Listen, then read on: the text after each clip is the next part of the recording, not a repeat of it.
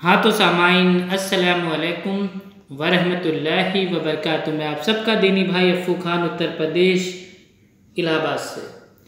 सामाइन आज हम आए हैं बहस्ती जेवर का ऑपरेशन पार्ट नंबर 10। आइए देखते हैं इसमें क्या है। तो सामाइन ये है बहस्ती जेवर, उसका दूसरा हिस्सा है। ठीक है, मदनी असली बहस्ती जेवर का दूसरा हिस्सा। और जो इसका जो चैप्टर है, बाब है, उसका नाम है कि नजासत के पाक करने का बयान। नजासत के पाक करने का बयान, उसमें जो मसला है वो मसला है मसला नंबर 26, जो बहुत आम है और ज़्यादातर लोगों को मालूम है। ठीक है, और लोग इस जो ये मौलाना अशरफ अली थानवी साहब ने जो ये मसला था, इसको जब नकल किया था बहस्ती जेवर में, या इसको मेरे भाई लिखा था, तब से लोग बहुत ज़्यादा मजाक उड़ाते आए हैं बहस्ती जेवर में इस मसले के ऊपर खासकर। और ये है मसला नंबर 26 कि हाथ में कोई नजीस चीज़ लगी थी, उसको किसी ने ज़ुबान से 3 बार चाट लिया तो भी पाक हो जाएगा, मगर चाटना मना है। या छाती पर बच्चे की जो कै होती है उसका दूध लग गया, फिर बच्चे ने 3 बार चूस कर पी लिया, वह पाक हो गया। तो सामाइन देखिए, इसमें जो मसले पे जो लोग उंगली करते आए हैं वो ये है कि हाथ में कोई नजीस चीज़ लगी थी, उसको किसी ने ज़ुबान से 3 बार चाट लिया तो भी पाक हो जाएगा।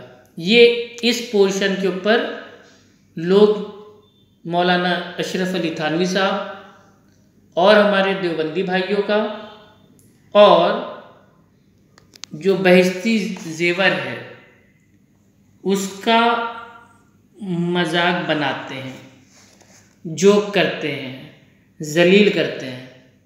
आइए देखते हैं इसकी हकीकत क्या है। देखिए, मसला जो ये यहाँ पे जो बयान किया गया है कि हाथ में कोई नजीस चीज़ लगी थी, उसको किसी ने ज़ुबान से 3 बार चाट लिया तो भी पाक हो जाएगा, मगर चाटना मना है। मगर चाटना मना है। और इसके आगे एक इन्होंने एग्जाम्पल भी दिया, मिसाल भी दी कि जैसे जो छाती होती है औरतों की, उससे जो बच्चे होते हैं वो दूध पीते हैं, तो बच्चा अगर उल्टी कर दे, कै कर दे, तो दूध जो होगा उसकी छाती पे लग जाएगा या दूध पे लग जाएगा। तो फिर बच्चे ने 3 बार अगर चूस कर पी लिया तो वो पाक हो गया। तो ये था इसका मतलब। ठीक है, तो आइए अब इसको देखते हैं। रद्द ना इसका इंशाल्लाह हम कहीं से नहीं करेंगे, रद्द इसका होगा इन्हीं की बहस्ती जेवर से।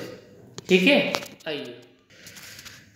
क्योंकि वाकई में जो ये बात ये मौलाना अशरफ अली थानवी साहब ने जो इसको नकल किया है कि हाथ में कोई नजीस चीज़ लगी थी, उसको किसी ने ज़ुबान से 3 बार चाट लिया तो भी पाक हो जाएगा, ये वाकई मसला बहुत ही अजीब है।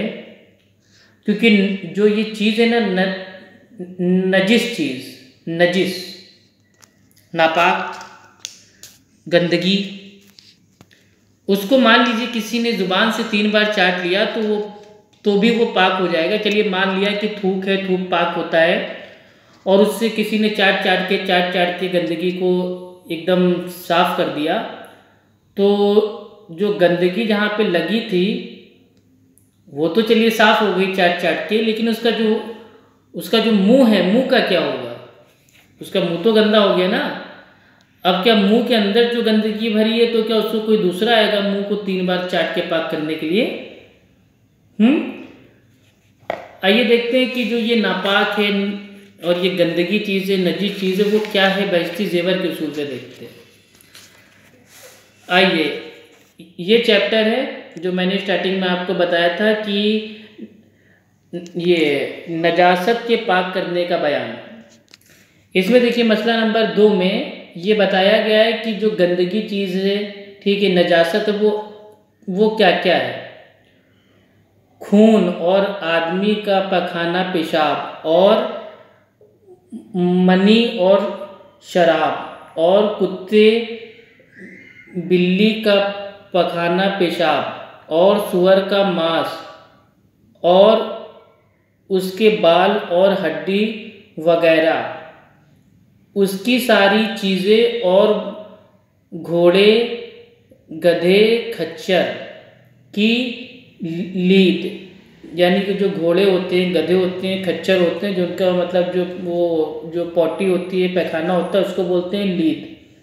और गाय बैल भैंस वगैरह का गोबर और बकरी भेड़ की मेगनी वगैरह, मतलब यह कि सब जानवरों का पखाना और मुर्गी बत्तख और मुर्गाबी की बीट और गधे और खच्चर और सब हराम जानवरों का पेशाब, ये सब चीज़ें ये क्या है, ये है नजासत गलीजा हैं, यानी कि नजासत से भरी हुई गलीज गंदी चीज़ें हैं।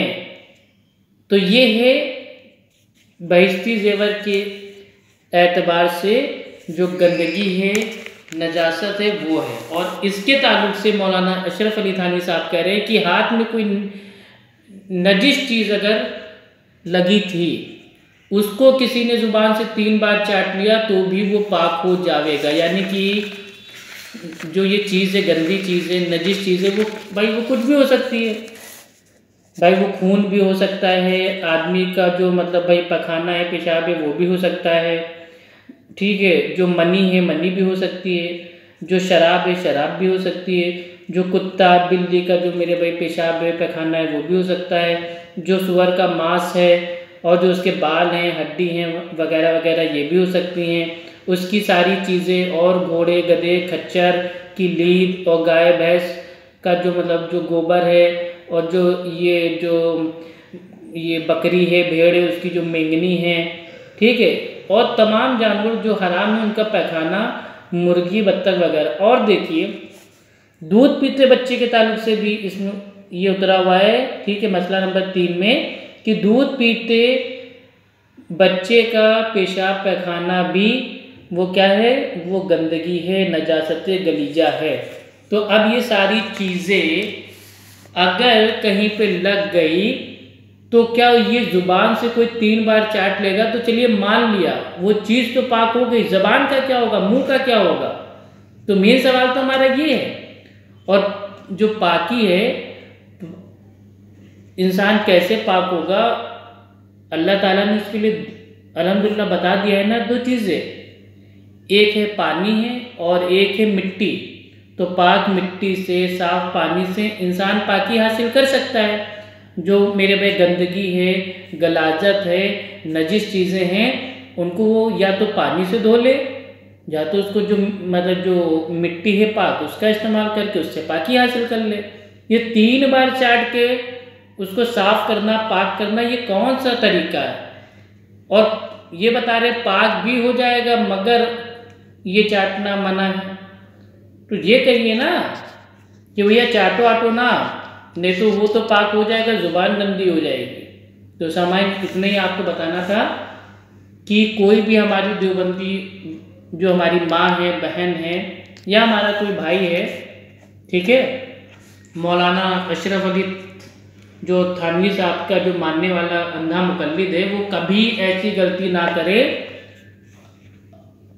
अगर उसके हाथ में कोई मतलब गंदी चीज़, नजीस चीज़, जैसे भाई ये मतलब मनी हो गई, पेशाब हो गया, पैखाना हो गया, ठीक है, ये सब चीज़ें अगर उसके हाथों में अगर आ जाती हैं तो कोई उसको ज़ुबान से 3 बार चाट करके पाक करने की कोशिश बिल्कुल ना करे, क्योंकि वो पाक ही नहीं होगा, ठीक है, वो पाक हो जाएगा तो ज़ुबान पाक नहीं होगी। तो सामाइन इतना ही आपको बताना था। अल्लाह सुब्हानो व तआला मौलाना अशरफ अली थानवी साहब को माफ़ करे। अस्सलामु अलैकुम व रहमतुल्लाहि व बरकातुहू।